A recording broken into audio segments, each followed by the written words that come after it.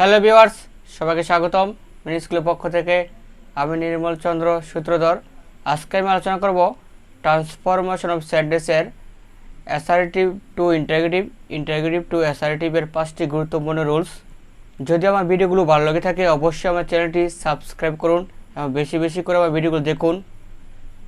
তো শুরুতে আমি আলোচনা করছি কীভাবে আমরা অ্যাসার্টিভ থেকে ইন্টারগেটিভ, ইন্টারগেটিভ থেকে অ্যাসার্টিভ করব।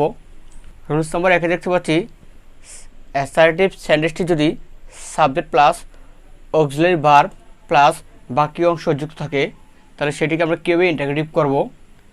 শুরুতে কি বসবে, অক্সিলারি ভার্বটি বসে যাবে প্লাস তারপর একটি নট অর্থাৎ নটের সংগীত রূপ এনটি আমরা বসাবো, তারপর সাবজেক্ট, তারপরে প্লাস, তারপর বাকি অংশ বসে তারপর শেষে আমরা কি বসাবো, প্রশ্নবোধক চিহ্ন। অর্থাৎ অ্যাসার্টিভ সেন্টেন্সটি যদি শুরুতেই সাবজেক্ট থাকে তারপর সাবজেক্টের পর যদি অক্সিলারি ভার্ব যুক্ত থাকে সেটিকে আমরা ইন্টারগেটিভ করার সময় শুরুতে কি বসাবো, অক্সিলারি ভার্ব, তারপরে বসাবো এনটি, তারপরে সাবজেক্টটি, তারপর প্লাস বাক্য অংশ, তারপরে শেষে আমরা বসাবো প্রশ্নবোধক চিহ্ন। আমরা দেখতে পাচ্ছি একটি এক্সাম্পল দেওয়া আছে, he is a bright student. অর্থাৎ শুরুতে কি আছে, সাবজেক্ট, তারপর কি আছে, auxiliary verb. Subject plus auxiliary verb যুক্ত অ্যাসার্টিভ সেন্টেন্সটিকে ইন্টারগেটিভ করতে হলে কী করতে হবে, শুরুতে আমাদের কী বসাতে হবে, এই অক্সিলারিটি শুরুতে বসিয়ে দিতে হবে। তারপর আমরা কী দিতে হবে, এনটি, তারপর আমরা কী বসিয়ে দেবো, সাবজেক্টটি বসিয়ে দিব, তারপর শেষে কী বসবে, প্রশ্নবোধক চিহ্ন, এবং অক্সিলারি ভার্বের পরে যা কিছু আছে সব কিছু ঠিক থাকবে। এটি হয়ে যাবে অ্যাসার্টিভ থেকে ইন্টারগেটিভ। এখন যদি এই ইন্টারগেটিভ সেন্টেন্সটিকে অ্যাসার্টিভ করতে বলা হয় তাহলে আমরা কীভাবে করব, শুরুতেই আমরা কী বসাবো, সাবজেক্টটি বসাবো। শুরুতে আমরা কী বসাবো, সাবজেক্ট, তারপর আমরা কী বসাবো, যেহেতু এখানে ইজেন্ট আছে আমরা কী বসিয়ে দেবো, নটটি উঠে কী বসবে, ইজ বসবে, অর্থাৎ এন্টিটি উঠে কী বসবে, ইজ। তারপর বাকি অংশ সব কিছু ঠিক থাকবে, শুধুমাত্র প্রশ্নবোধক চিহ্নটি উঠে বসবে কি, ফুল স্টপ চিহ্ন। এভাবেই অ্যাসার্টিভ থেকে ইন্টারগেটিভ, ইন্টারগেটিভ থেকে অ্যাসার্টিভ করা যায়। 2 নম্বর রুলস আমরা দেখতে পাচ্ছি, subject plus auxiliary verb plus not plus বাকি অংশ যদি থাকে অ্যাসার্টিভ সেন্টেন্সটি, তাহলে ইন্টারগেটিভ কীভাবে করতে হবে। শুরুতে কী বসবে, auxiliary verb plus subject plus বাকি অংশ প্লাস প্রশ্নবোধক চিহ্ন।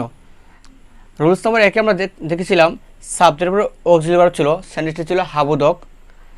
রুলস নম্বর 2তে সাবজেক্ট প্লাস অক্সিলারি ভার্ব, তারপর কী আছে, নট। অর্থাৎ এটি ছিল অ্যাসার্টিভের অ্যাফার্মেটিভ ফর্ম আর এটি হচ্ছে অ্যাসার্টিভের নেগেটিভ ফর্ম।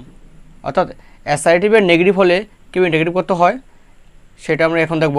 আর পূর্বেই আমরা দেখেছি অ্যাসার্টিভের অ্যাফার্মেটিভ হলে কেউ ইন্টারগেটিভ করতে হবে। তো subject plus auxiliary verb plus not যুক্ত অ্যাসার্টিভ সেন্টেন্সটিকে যদি ইন্টারগেটিভ করতে বলা হয় শুরুতে আমরা কী বসাবো, অক্সিলারি ভার্ব এবং নটটি উঠিয়ে দেবো, তারপর কী বসবে, সাবজেক্ট, তারপর প্লাস বাকি অংশ প্লাস প্রশ্নবোধক চিহ্ন। আমরা একটি এক্সাম্পল দেখতে পাচ্ছি, he is not a good student. অর্থাৎ প্রথমে কী দেওয়া আছে, সাবজেক্ট হি, তারপর কী দেওয়া আছে, অক্সিলারি ভার্ব, তারপর কী দেওয়া আছে, নট।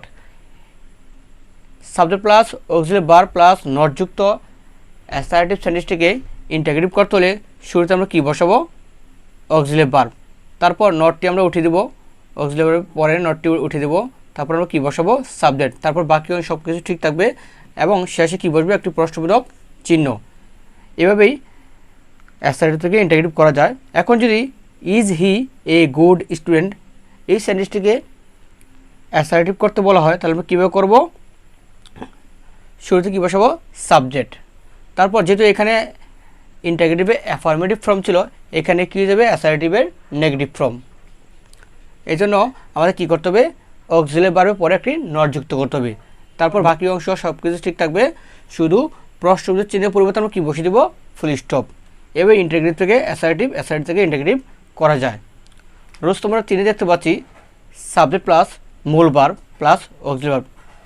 1 এবং 2 ছিল সাবজেক্টের পর অক্সিলারি থাকলে কীভাবে ইন্টারগেটিভ করতে হবে, আর রুলস নম্বর 3 আছে সাবজেক্টের পর মূল ভার্ব থাকলে সেটাকে আমরা কীভাবে ইন্টারগেটিভ করব। যদি অ্যাসার্টিভ সেন্টেন্সটি সাবজেক্ট প্লাস মূল ভার্ব যুক্ত থাকে তাহলে ইন্টারগেটিভ করার সময় শুরুতে বসবে ডোন্ট, ডাজেন্ট, ডিডেন্ট প্লাস ওই ভার্বটির B1 অর্থাৎ ভার্বের প্রেজেন্ট ফর্ম প্লাস বাকি অংশ, তারপর শেষে বসবে প্রশ্নবোধক চিহ্ন। আমরা একটি এক্সাম্পল যদি দেখি, এখানে দেওয়া আছে উই লাইক আওয়ার স্কুল। শুরুতে কী বসেছে? সাবজেক্ট, তারপর কী আছে? লাইক হচ্ছে এখানে মূল ভার্ব। সাবজেক্ট প্লাস মূল ভার্ব যুক্ত অ্যাসার্টিভ সেন্টেন্সটিকে ইন্টিগ্রেট করতে হলে শুরুতে কী বসবে? সাবজেক্ট এবং ভার্ব অনুযায়ী বসবে ডোন্ট, ডাজেন্ট, ডিডেন্ট। এখন আমরা যদি দেখি সাবজেক্টের পরে ভার্বে কী ফর্ম আছে? প্রেজেন্ট ফর্ম, এস বাই এ যুক্ত নেই, তাহলে আমরা কী বসাবো? শুরুতে বসাবো ডোন্ট। শুরুতে আমরা কী বসিয়ে দেবো? ডোন্ট। তারপর আমরা বসাবো সাবজেক্টটি, তারপর ভার্বের প্রেজেন্ট ফর্ম অর্থাৎ B1। যদি এই ভার্বের সাথে এস বাই এ যুক্ত থাকে তখন আমরা বসাবো কি? ডাজেন্ট। যদি ভার্বের পাস্ট ফর্ম থাকে তখন আমরা কি বসাবো? ডিডেন্ট। তবে এবং শেষে অবশ্যই কি বসবে? প্রশ্নবোধক চিহ্ন। এখন যদি don't we like our school এই সেন্টেন্সটিকে অ্যাসার্টিভ করতে বলা হয়, তো শুরুতে আমরা কী বসাবো? সাবজেক্ট। এবং যেহেতু ডোন্ট ছিল তাহলে ভার্বের কী ফর্ম হবে? প্রেজেন্ট ফর্ম হবে, অর্থাৎ এস বাই যুক্ত হবে না, ভার্বের পাস্ট ফর্মও হবে না। তারপর বাকি অংশ আমরা বসিয়ে দেবো। শেষে প্রশ্নবোধক চিহ্নটি উঠে কী বসবে? ফুল স্টপ চিহ্ন। এভাবেই অ্যাসার্টিভ থেকে ইন্টিগ্রেটিভ, ইন্টিগ্রেটিভ থেকে অ্যাসার্টিভ করা যায়। এখন আমরা যেটি দেখলাম সাবজেক্ট প্লাস মূল ভার্ব, অর্থাৎ অ্যাসার্টিভের অ্যাফার্মেটিভ ফর্ম থেকে কীভাবে ইন্টিগ্রেটিভ করতে হয়।